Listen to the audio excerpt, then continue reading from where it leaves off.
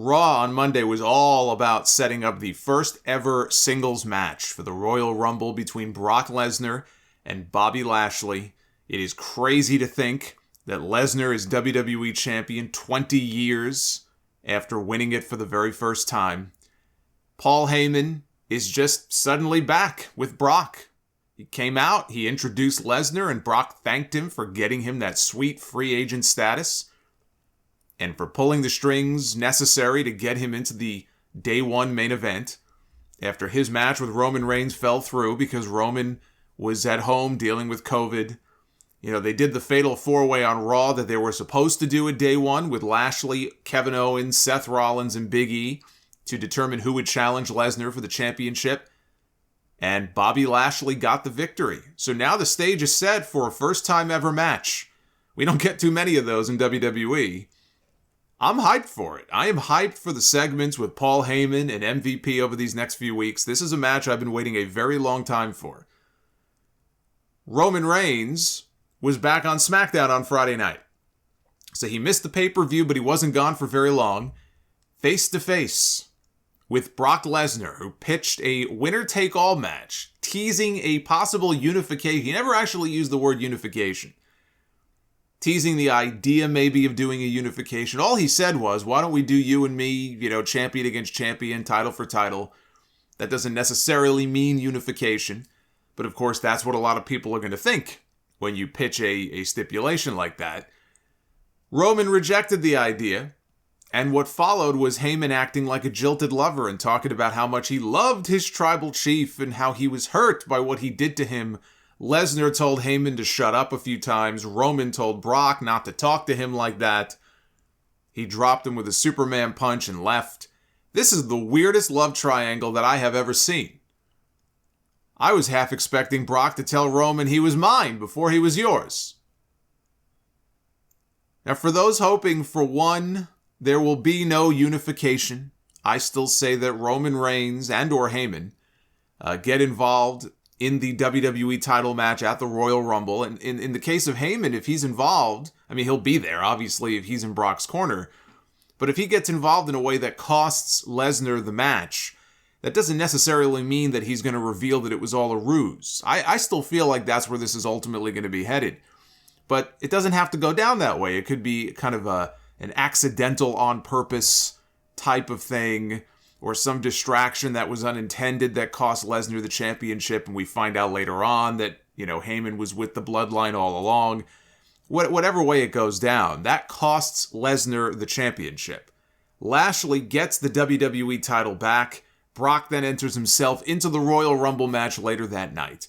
And how that happens, you can come up with any number of ways to get him in that match.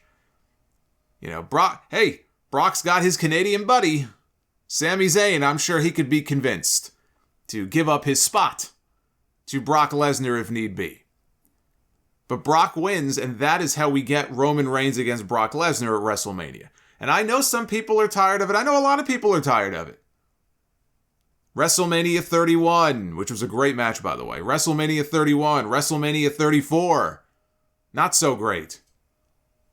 Countless other shows, Saudi Arabia shows, and now here we are again. Likely going to get it again at WrestleMania 38.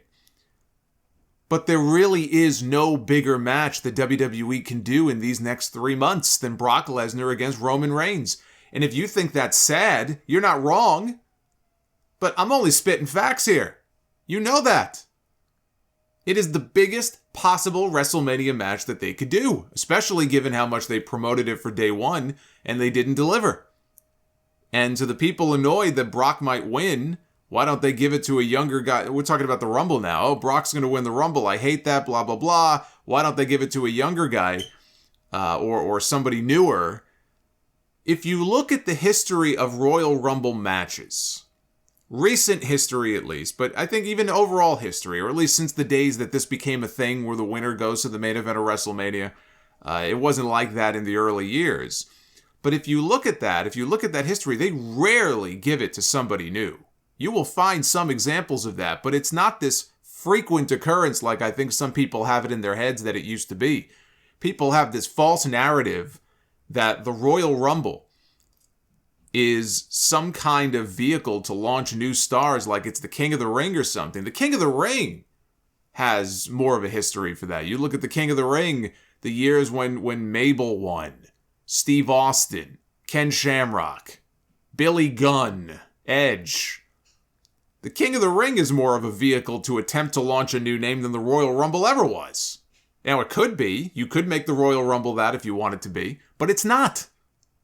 People have this false impression of what the Royal Rumble is. That's not what it is. They have rarely used it for that purpose. The winner of the Royal Rumble headlines WrestleMania. And they headline WrestleMania with big names.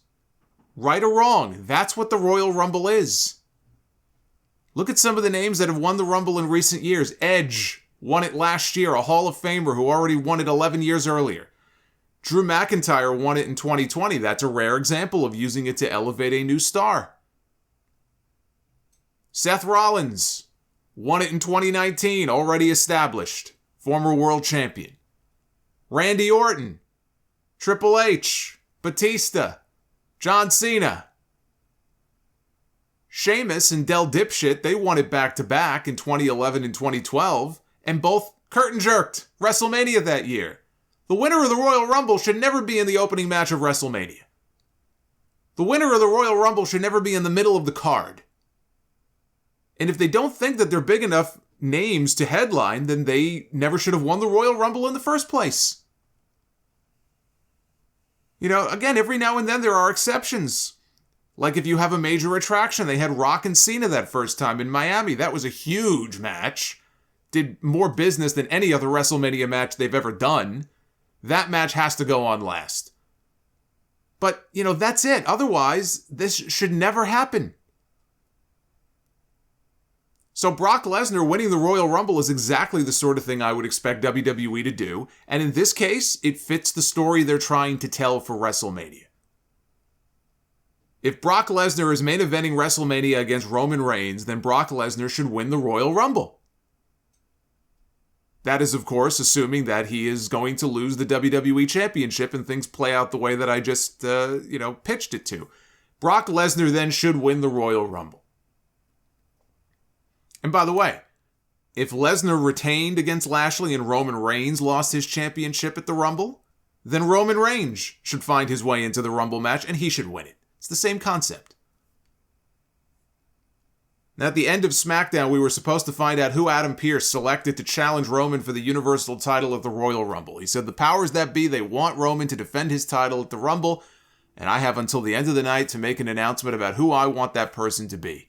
Seth Rollins walked into Roman's dressing room from Monday Night Raw. Seth Rollins randomly shows up on SmackDown, brand split be damned.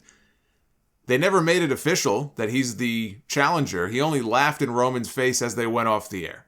The WWE on Fox Twitter account posted a graphic hyping the match and then quickly deleted it, only to replace it with another tweet admitting that, well, we may have jumped the gun on the match announcement, but we hope that Adam Pearce makes it official. So it sounds like some poor social media person got reamed for posting that tweet when they weren't supposed to. So it may or may not end up being Seth Rollins challenging Roman Reigns. I thought it was weird to go heel against heel like that, but it's a match they teased when Rollins was still on SmackDown. They never did it. I think it would be a great match. In the ring, I think it would be great. I was thinking that it would end up being Big E. I thought Big E was going to show up on Friday. I thought he was going to help the New Day beat the Usos in their street fight to win the SmackDown Tag Team titles, and then he was going to say that I'm challenging Roman. Right? They already took some gold from the Bloodline, and now Big E is going to take the Universal title from Roman Reigns at the Royal Rumble. He lost his WWE title to someone who wasn't even originally supposed to be in the match. So he's got a reason to be upset. Now maybe it still happens that way. Big E could still challenge Roman Reigns at the Royal Rumble for the championship. Maybe it's not a done deal yet. Maybe Rollins has to first wrestle Big E and Kevin Owens on Raw for the shot. Right? All losers, by the way. They lost at day one. They lost in the Fatal 4-Way on Monday. And it's the same thing that they're doing with the women, with trying to figure out who's going to challenge Becky Lynch. It's all the losers. It's like a consolation prize. Everyone's a loser in this company. I hope it's not Big E. I hope I'm actually wrong on that, just because if it is him, he's not winning. He's not beating Roman Reigns. And to lose back-to-back like that to Lesnar and to Reigns, he already lost to Roman at Survivor Series. I don't really think it does Big E any favors. But until they make it official, we have to assume it's going to be Seth Rollins.